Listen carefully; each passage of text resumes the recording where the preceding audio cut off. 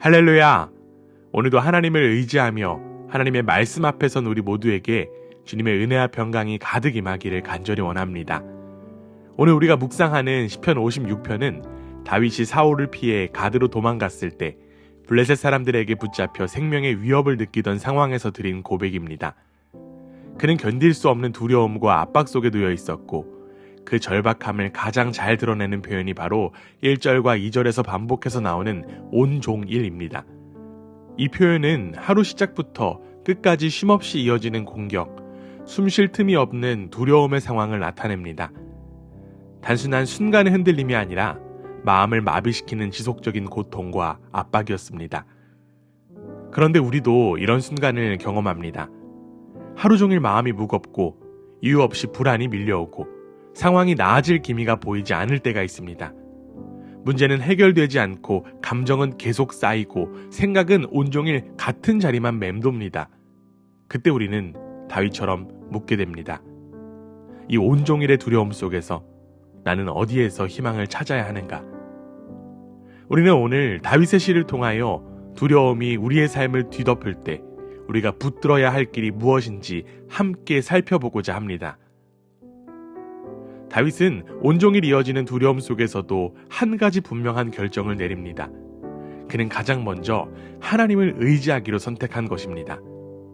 그는 두려움이 완전히 사라진 후에 하나님께 나아간 것이 아니라 두려움이 자신을 휩싸는 바로 그 순간에 하나님을 붙들었습니다.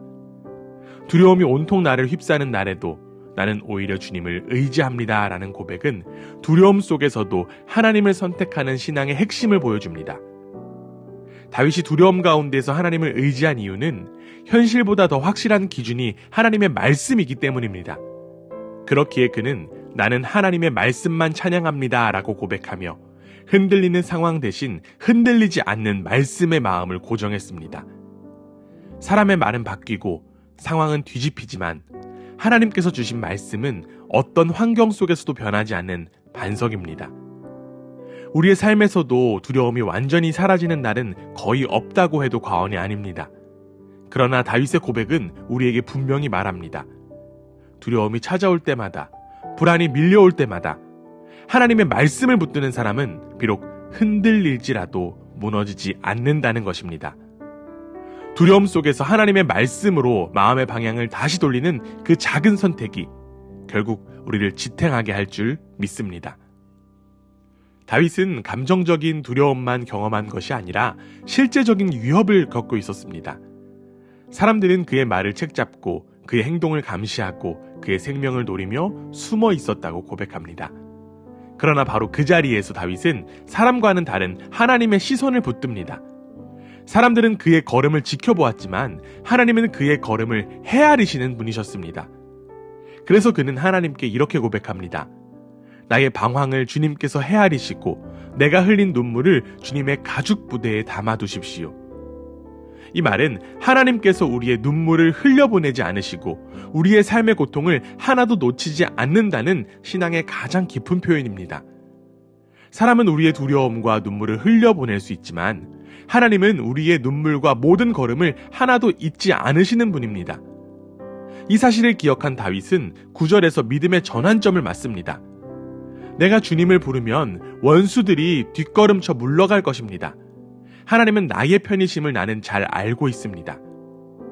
다윗은 상황이 달라졌기 때문이 아니라 하나님이 자신의 편이라는 사실을 다시 기억했기 때문에 이런 고백이 나온 것입니다. 사람들에게 쫓기던 다윗이 이제는 하나님을 의지하는 담대함 속에서 새로운 시선을 얻게 되었습니다. 다윗은 두려움 속에서도 하나님께 부르짖었고 하나님은 그의 눈물 속에서 다윗을 붙드셨으며 그 확신이 그의 마음을 다시 일으켜 세웠습니다. 말씀을 붙들고 하나님을 기억하기 시작하자 다윗의 마음속에는 새로운 변화가 일어나기 시작합니다. 두려움으로 가득했던 그의 마음은 말씀 속에서 하나님을 다시 바라보면서 조금씩 흔들림을 잃기 시작했습니다. 그래서 그는 하나님의 말씀만 찬양합니다. 내가 하나님을 의지하니 두려움이 없습니다 라고 고백합니다. 두려움이 사라져서가 아니라 하나님을 다시 기억했기 때문에 가능한 고백이었습니다. 그리고 이 기억은 결국 감사로 이어집니다. 다윗은 12절에서 주님께 감사의 제사를 드리겠습니다라고 고백합니다.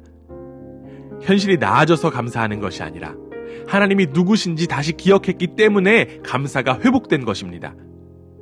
감사는 상황의 결과가 아니라 하나님을 기억할 때 자연스럽게 흘러나오는 믿음의 반응입니다. 마지막 13절에서 다윗은 변화의 이유를 분명히 밝힙니다. 주님께서 내 생명을 죽음에서 건져주셨기 때문입니다. 하나님 앞에서 거닐 수 있게 내 발을 지켜주셨기 때문입니다. 이전에 베푸신 하나님의 은혜를 기억할 때 그는 지금의 두려움을 이길 힘을 얻게 되었습니다. 두려움 속에서도 하나님을 기억하는 사람은 결국 다시 감사와 믿음의 자리로 서게 됩니다.